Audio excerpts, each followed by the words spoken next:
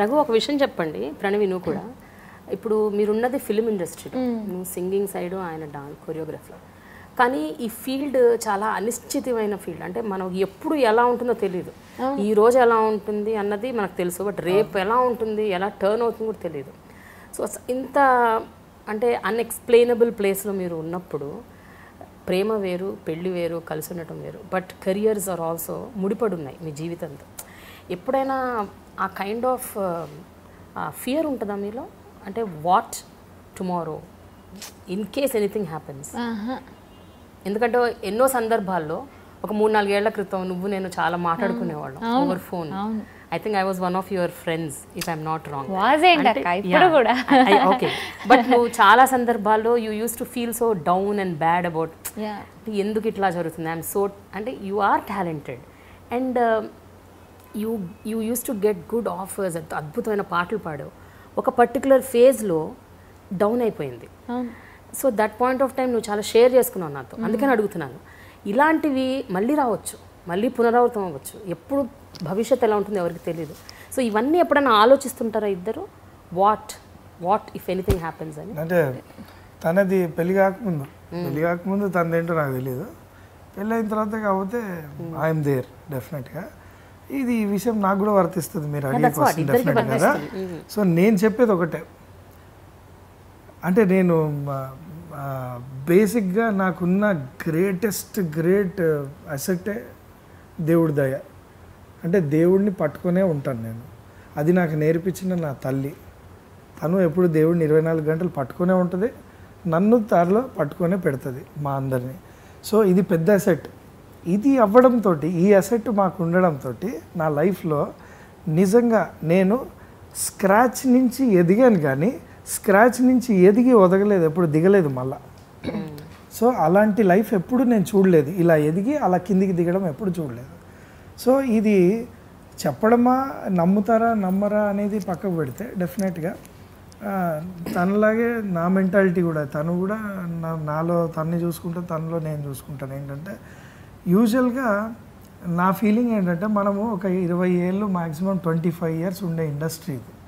After 25 or 30 మీరు పనిచేయాల్సిన ఒక ఇండస్ట్రీ. పెళ్లి చేసుకొని పిల్లలు ఇవన్నీ ఈ టైంలో పనిచేసేదే ఇండస్ట్రీ. అంటే whether it may be software or anything. So ఈ 25 ఏళ్లలో మీరు రీచ్ అవ్వడానికి మీ గోల్కి ఒక 10 ఏళ్ళు పడుతుంది, 10-12 ఏళ్ళు. ఆ తర్వాత మీరు సాధించి మంచి పేరు తెచ్చుకోవడానికి ఒక 10 ఏళ్ళు పడుతుంది. మీరు ఎంజాయ్ చేసేది ఒక 5 ఏళ్ళు లైఫ్, అంత లోపల అయిపోద్ది. ఇలాంటి టైంలో ఈగోస్, తర్వాత రకరకాల కల్మషాలు, రకరకాల నెగిటివిటీ, రకరకాల కాంపిటీషన్. నేనైతే ఒప్పుకోను కాంపిటేటివ్ ఫీల్డ్ అని, నేను ఒప్పుకోను. ఎప్పుడు ఇది కాదు ఏది కూడా కాంపిటేటివ్ అనేది ఉండదు. మీరు క్రియేట్ చేసుకుంటారు. అంటే ఎదుటోడు అనుకుంటాడు ఈడు నాకు కాంపిటీషన్, ఈడిని నేను నెగ్గాలి, క్రియేట్ చేస్తారు. కానీ ఎవరికి వాళ్ళు ఆనందంగా ముందుకెళ్ళడం నేను ఎప్పుడు చూడలేదు. ఆనందంగా మనకు ఉందిరా దేవుడు దయ, ఇది ఇచ్చాడు దేవుడు, ముందుకు వెళ్దాం అనేది ఎవడు చూడ్డు. ఎంతసేపు మన దానికన్నా మన తిండికన్నా పక్కన చూసేవాడే ఎక్కువ ఉంటారు. మీరు అన్న క్వశ్చన్లో నాకు ఆన్సర్ నేను ఒకటే ఇవ్వగలను. దీనికి ఏ రోజు కూడా ముందు ఎలా ఉంటుందని నేను ఊహించలేదు. అంటే రేపేంటి అనేది కూడా ఊహించలేదు.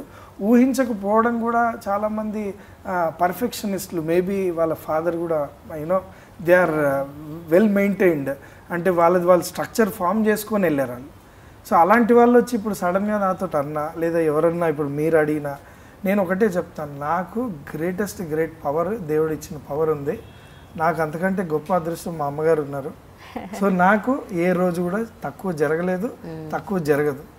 నేను మిమ్మల్ని ఒక అవకాశం ఇవ్వండి అని నేను అడిగే ముందు, నేను మిమ్మల్ని అంటే మీరు నాకు ఒక అవకాశం ఇస్తారా ప్లీజ్ అని అడిగే బదులు, నేను మా ఇంట్లో దేవుడి దగ్గరికి వెళ్ళి కూర్చొని 150 సార్లు అడుగుతా, దేవుడా ప్రేమ గారి మైండ్లోకి వెళ్ళి దూరి నన్ను పిలిచమని ఒకసారి చెప్పు అంట.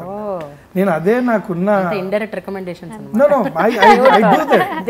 ఎందుకంటే స్క్రాచ్ గాడ్ ఫియరింగ్ కాదు ఇది, ఇది గాడ్ బిలీవింగ్, దేవుడి మీద నమ్మకం. నేను ఒకటి చెప్పినా అండి, ఇంకొకటి నేనే ఎందుకు రఘు మాస్టర్ అయ్యాడు, వాడే ఎందుకు శేఖర్ మాస్టర్ అయ్యాడు, వాడే ఎందుకు ఇంకోటి అయ్యాడు. ఎందుకు అయ్యాడు అంటే లేరా టాలెంటెడ్, డెఫినెట్గా గల్లీకి ఉన్నారు చాలామంది. ఎందుకు ఆ ప్రభావం జరిగి వాళ్ళే ఎందుకు పైకి వస్తున్నారు? నాకేమైనా కొమ్ములు ఉన్నాయా, లేదా అతనికి ఏమైనా ఉన్నాయా, ఇంకొకరికి ఏమైనా తక్కువ ఉన్నాయా, లేదా ఏంటి? నేను ఒకటే చెప్తాను ఏంటంటే, ఒక్కొక్కరికి ఒక టైం అనేది దేవుడు డెఫినెట్గా ఇస్తాడు. మేబీ నాలాగా మీకు ఇవ్వకపోవచ్చు, మీలాగా నాకు రాదు టైం. ఇప్పుడు మీరు నెగ్గారు, నేను నెగ్గాను రేస్లో. సో మీరు నెగ్గినట్టు అరే ప్రేమ గారు ఇలా వెళ్ళారు, ఈ సందులోకి వెళ్ళారు కాబట్టి ఇలా వెళ్ళారు, నేను కూడా ఇలానే వెళ్తానంటే నేను రీచ్ అవ్వలేను మీరు వెళ్ళినట్టు. డైలాగ్ విత్ ప్రేమ అండ్ ప్రేమ గారితో ఇంటర్వ్యూ చేయడం చాలా చాలా ఆనందంగా ఉంది. నీకు ఎలా ఉంది ప్రణవి, చెప్పు? నాకు చాలా చాలా చాలా ఆనందంగా ఉంది. Thank you Prema garu. And watch this exclusive interview of us in dialogue with Prema on I dream.